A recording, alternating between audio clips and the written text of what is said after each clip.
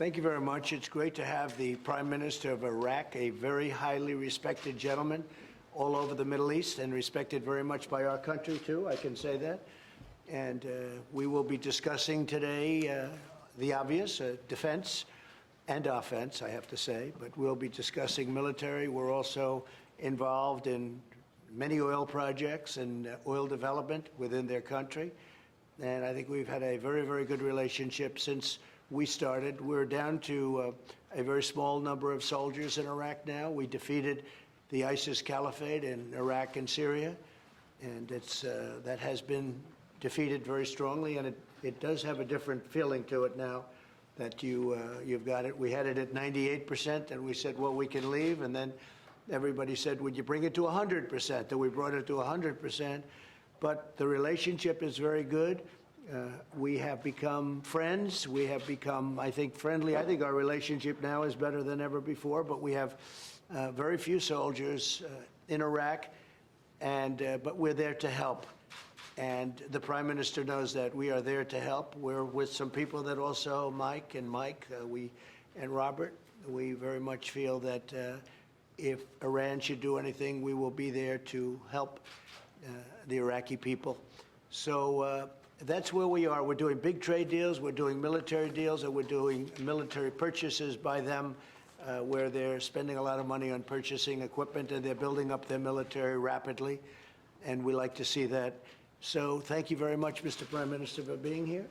I appreciate it. Please. Thank you, Mr. President.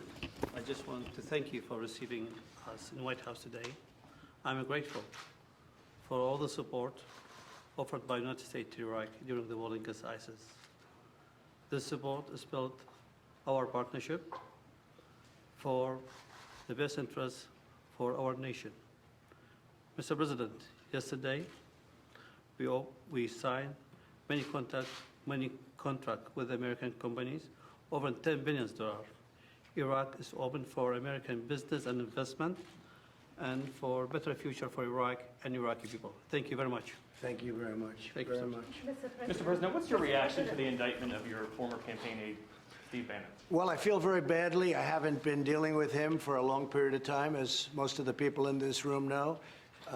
He was involved in our campaign. He worked for Goldman Sachs. He worked for a lot of companies, but he was involved likewise in our campaign and for a small part of the administration very early on. I haven't been dealing with him at all. I know nothing about the project other than I didn't like, when I read about it, I didn't like it. I said, this is for government, this isn't for private people. And it sounded to me like showboating, and I think I let my opinion be very strongly stated at the time. I didn't like it. It was showboating and maybe looking for funds, but you'll have to see what happens. I think it's a very sad thing for Mr. Bannon. I think it's surprising, but this was something, as you know, just by reading social media and by reading whatever it is and by speaking to Mike and all of them, I didn't like that project. I thought that was a project that was being done for showboating reasons. I don't know that he was in charge. I didn't know any of the other people either. But it's sad. It's very sad. Respectfully, sir, it's not just Steve Bannon. It's Roger Stone, it's Michael Flynn, it's Rick Gates, Paul Manafort, Michael Cohen. What's it say about your judgment that these are the kind of people well, who you're I have no affiliated idea. with, and the culture of lawlessness around people who are there was involved in great the leadership of your lawlessness in the 2016 Obama campaign? administration. They spied on our campaign illegally. And if you look at all of the things and all of the scandals they had tremendous lawlessness. But I know nothing about, I was not involved in the project. I have no idea who was, but I can tell you I didn't know the people, the three people that were talked about were people that I did not know. I don't believe I ever met them. I don't think that should be a privately financed wall. I don't think it's too complex, it's too big. And we're now up to 300 miles, almost in another week and a half, we'll be up to 300 miles of wall at the highest level. They were even having construction problems. I was reading, the little I know about it, I got from you. I was reading where they were having construction problems with the wall that they had a small area just to show people they could build a wall, and they were having a lot of problems where it was toppling over and other things. And I didn't like it because I didn't want to be associated with that. We built a very powerful wall. It was a wall that is virtually impossible to get through. It's very, very tough. It's very strong, and it's everything the Border Patrol wanted. And I didn't want to have a wall that was going to be an inferior wall, and I felt this was going to be an inferior wall. Chris Kobach says you endorsed the wall. Is that true? I didn't know that. I didn't know about Bannon's involvement, but I didn't know the other people. But I do think it's a sad event. And again, Steve has had a great career at Goldman Sachs. He's had a career with a lot of other people. I haven't dealt with him at all over years now, literally years. And I guess this was a project he was involved in, but it was something that, in fact, you can see I made statements about it a long time ago. It was something that I very much felt was inappropriate to be doing. Okay. Mr. President, how do you Please, see... go ahead. Mr. President, No, go ahead, please. Mr. President, the end of the militia roles in Iraq is one of the very important issues to stabilize the country in Iraq. How America is going to support ending the militia role in Iraq? You're very hard to understand. Could you maybe help me with that? Mr. President, Wait, go ahead, try it again. الولايات المتحدة الأمريكية ساعدت العراق كثيرا في الحرب ضد داعش وساعدت في إسقاط نظام صدام حسين. نحمل على عمل علاقات مشتركة بين العراق وأمريكا تعتمد على المبدأ الاقتصادي والمصالح المشتركة من أجل مستقبل أفضل لشعب العراق ومستقبل العراق. شكرا جزيلا.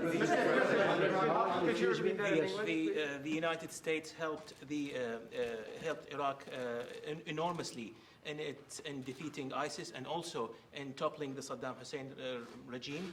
We are working on building a strong relationship that is based on joint interest between Iraq and the United States, that is based on economic interest for the better future of the Iraqi people and the United States people. When we came into office, ISIS was running rampant all over Iraq and Syria, and we knocked out the 100% of the ISIS caliphate. But the Obama administration did a very, very poor job. They were running rampant all over, and we came in and we did a real job, and we got rid of that, and that was a good thing. And now we're working with Iraq. They use the great American dollar, which is the most powerful currency in the world, and they're starting to do well, and we are with them. And this gentleman in particular, we've developed a very good relationship, and hopefully it's going to be very strong for your country. Mr. President. Thank you, Mr. President. There have been 32 attacks. There have been 32 attacks in the last 10 months on U.S. interests in Iraq, particularly in the Green Zone and U.S. military bases. How are you going to help Iraq to halt these attacks by pro-Iranian militia and to hold these people accountable? And sir, if I may also, there is some reporting that the U.S. troops will withdraw from Iraq totally in 3 years. Is this true? So at some point, we obviously will be gone. We've brought it down to a very, very low level. We deal when there are attacks. We take care of those attacks, and we take care of them very easily. Nobody has the weaponry we have. Nobody has the anything of what we have. We have the finest, the greatest military in the world. When somebody hits us, we hit back harder than they hit us. So we handle it. In addition to that, Iraq has been very helpful where necessary. But we have been taking our troops out of Iraq fairly rapidly, and we look forward to the day when we don't have to be there. And hopefully Iraq can live their own lives and they can defend themselves, which they've been doing long before we got involved. Yes, please. Mr. President, how do you see the role of the Kurds in Iraq? About the bounties. You say you hit back hard, but we haven't seen any definitive strike back for bounties upon Americans. Well, you don't know about the bounties. I mean, you're telling me if you know something, you can let us know, but you obviously don't know very much about it. But if we found that would be true, if we found that would be a very, it would be a fact, what you just said, we would hit them so hard your head would spin. Go ahead. Mr. President, how do you see the role of the Kurds in Iraq? And how is important relationship between Baghdad and Erbil? Well, the Kurds helped us greatly in defeating as you know, the ISIS and getting the ISIS, 100% of the ISIS caliphate. So we have a very good relationship with the Kurds, and we've also treated them very well. Mr. President, Yes, on the please. bounties. Yeah. The end of the militia rules in Iraq is very important to stabilize the country. How America can help ending the militia rules and how can help Iraq in the democracy process. Well, what we're doing is we're helping where we can. But again, that's a country, that's a separate country. They have a prime minister and they have people in office and they have to run their country. We've been in Iraq for a long time. I won't say whether or not I said we should be there, but frankly, I didn't think it was a good idea. But I was a civilian, so who's going to listen to me? But I made my point pretty clear, I guess as clear as a civilian can do it. But we were there, and now we're getting out. We'll be leaving shortly, and the relationship is very good. We're making very big oil deals. Our oil companies are making massive deals, and that's basically the story. I mean, we're very happy with the relationship that we've developed over the last couple of years. I thought before that, frankly, the United States was being taken advantage of, but we're going to be leaving, and hopefully we're going to be leaving a country that can defend itself. Mr. President, on the troops, Mr. President. In the United States, there were airstrikes on northern Iraq and Kurdistan region, killing one civilian. I know in your talks and your meetings here, you talk a lot about the sovereignty of Iraq.